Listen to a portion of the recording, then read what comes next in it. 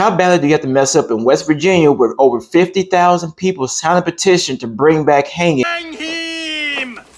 after the death penalty was abolished over 50 years ago? So let's dive into today's story as you try to figure out why would these people sign a petition and give you a fair warning. Viewer discretion is advised. So the story begins with Amanda Adkins, who is a mother of 4 who had relocated to West Virginia from Maryland. And shortly after moving to West Virginia, she had started dating this man, Benjamin Taylor. Now, it is unclear what kind of relationship they had, but I'm just going to assume it's a pretty good relationship because he took on the role of a father figure, seeing how she has 4 kids from a previous relationship. But all that would change in the early mornings of October 3rd of 2016. So Amanda has stated in her testimony that her and her children had went to bed around 9 p.m. She had woke early in the morning, like around 5:30. She had noticed that Benjamin wasn't in bed. She said she had got out of bed and started looking for him, so she went downstairs, saw that he wasn't there, then went up to the basement and saw that he was down in the basement for some odd reason. There's 2 different variations of what she saw in the basement. Well, one variation was when she got down there, she saw that he was sitting in a chair with no shirt and his meat hanging out. Yeah, another variation of stories, it was stated that she had found Benjamin in the corner with no shirt on and his stuff hanging out,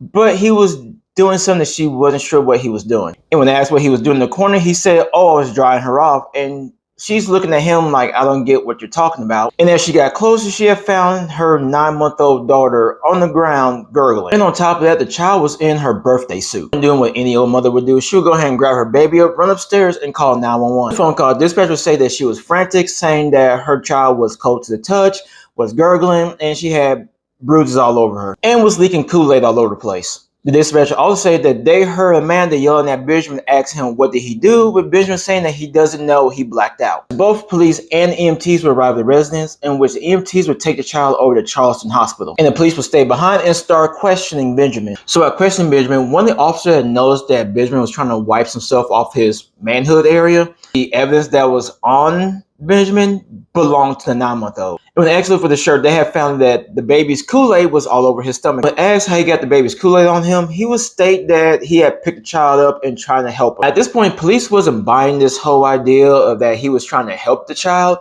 due to the fact that all the evidence was on his lower extremity. Benjamin was arrested for child abuse. While the baby was at the hospital, the doctor would go ahead and put the child on life support because she was pronounced brain dead. 2 days later, Amanda had made the difficult decision of taking her child off of life support. During the autopsy, the medical examiner had confirmed that the child suffered from extensive bleeding. The medical examiner also stated that the injuries were consistent to being SA'd multiple times by an adult male. This wasn't a one and done type thing, like he assaulted her multiple times throughout the night. They also added that the head injuries may have been obtained by either being thrown to the ground or thrown against an object. So Benjamin charge went from child abuse of a minor to murder charges. After his arrest, Benjamin will go ahead and tell police that he remembers taking the baby down to the basement, but doesn't remember anything because he blacked out. He said the reason for the blackout was because him and his buddies had been drinking and smoking that grass all day. Benjamin was charged with first-degree murder in the death of the child, first-degree SA, and SA by a person in the position of trust to a child. This is why you don't bring people around your children or people that you're dating around your children.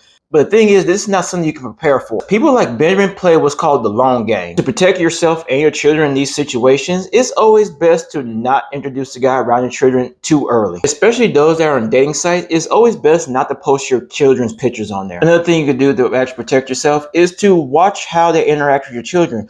Are they giving one child more attention than the other? Are they buying expensive gifts for the children? The offender may buy expensive gifts just to keep the child quiet. Are they asking inappropriate questions or having inappropriate conversations around children? The reason why I brought up dating sites earlier was because the fact is, with most offenders, they actually look for mothers that have young children between the ages of 5 all the way up to 15. Where they may seem interested in you, but instead they're actually more interested in your children. Benjamin, on the other hand, he is what is known as a morally indiscriminate offender. What a morally indiscriminate offender is a person who has relations with adults, but may forcefully or coercively abuse children as a way of getting their thrills in controlling the helpless. Why a 9-month-old? And the reason I can come up with is because of the fact that 9-month-olds can't fight back or yell and scream. There's really no rejection that goes on. Benjamin tried to play a game that he ultimately lost to. During the trial, they had caught wind that there was a petition going around of wanting to bring back the Jim Crow era of punishment, which is hanging.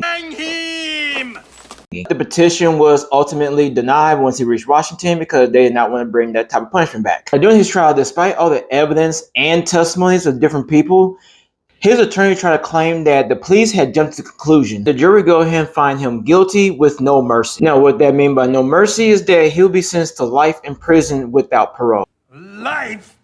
The real reason why Benjamin got life in prison without parole was because during his trial, the West Virginia legislature will go ahead and pass a law in which they name after the child, to where a person who's convicted of child abuse and resulting to a child's death, instead of serving 10 to 40 years in prison, they would now serve 15 to life in prison. The story doesn't end there, because in January of 2023, Benjamin would go ahead and try to appeal his conviction by stating that he had asked for a change in venue because he knew he wasn't going to get a fair trial. He also claimed that not all the evidence was presented in court, especially the fact that there was supposedly a man hanging around the neighborhood that day. The appeal also stated that they feel that it was the neighbor that may have done this. Benjamin was saying that anybody that was at the house that day could have done it. But the West Virginia Appeals Court didn't see it that way, so they would go ahead and deny his motion. Benjamin is still serving a life sentence. I'm pretty sure they probably have him in protective custody because he would not make it long in general population. So what do you think? Do you feel that they should have brought back the death penalty in West Virginia for this case? Go ahead and put your comments down below. And if you enjoy further analysis of cases like this, go ahead and stay tuned for more videos to come, as well as check out my other videos that you may like. And on that note, be careful who you have around your children. And with that, be safe and see you in the next video.